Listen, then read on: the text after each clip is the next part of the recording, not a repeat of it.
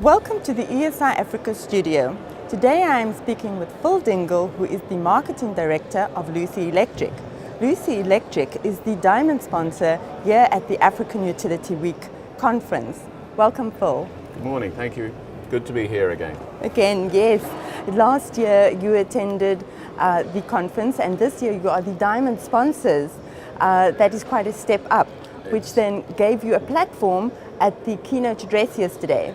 What were your key takeaways? I think there's some very interesting presentations to start the conference off. Most memorable from my point of view was the address by the interim CEO of Eskom with some of the plans that they're trying to do, but also some of the challenges. In particular, I was still surprised at the volume of coal consumption within Africa, excuse me, and when linked to the comments by the Deputy General of the Chamber of Commerce from India, that India is still at 57% coal consumption for power generation. Very surprised at that, particularly in the context that the UK, with the growth in renewables, has moved to a number of days of generation without any coal consumption. So some big changes in the energy industry there.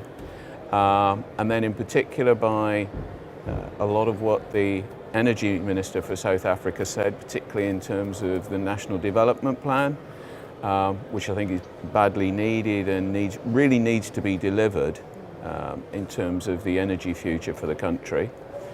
I think there was also a lot of comments in terms of Eskom about fixing some of the issues they've got with ageing infrastructure. So a lot of recognition of things that need to be done. Right. So next month, Lucy Electric is hosting a webinar on the ESI Africa platform, and you're going to be looking at smart grid solutions. Just tell us a bit about what we can expect. Okay, so over the last few years, we've been developing a low voltage primarily, but can be used for medium voltage monitoring system.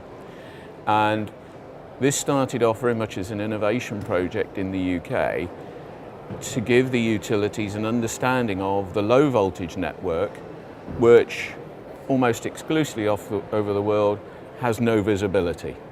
It exists, it works, but there's no knowledge of that system.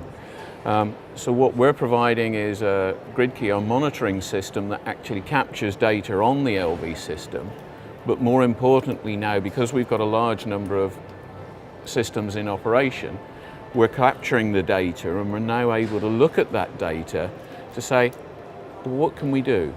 How can you use the value to make decisions about your network? And whether that's linked to faults, and we can predict in some instances that a terminal fault will occur, because that's the nature of the system.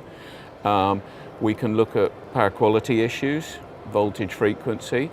We can look at all sorts of load demand in terms of aiding the planning process, particularly with another research project we're doing at the moment where we're starting to see a high level of electric vehicle usage coming onto the network, which completely changes the parameters again.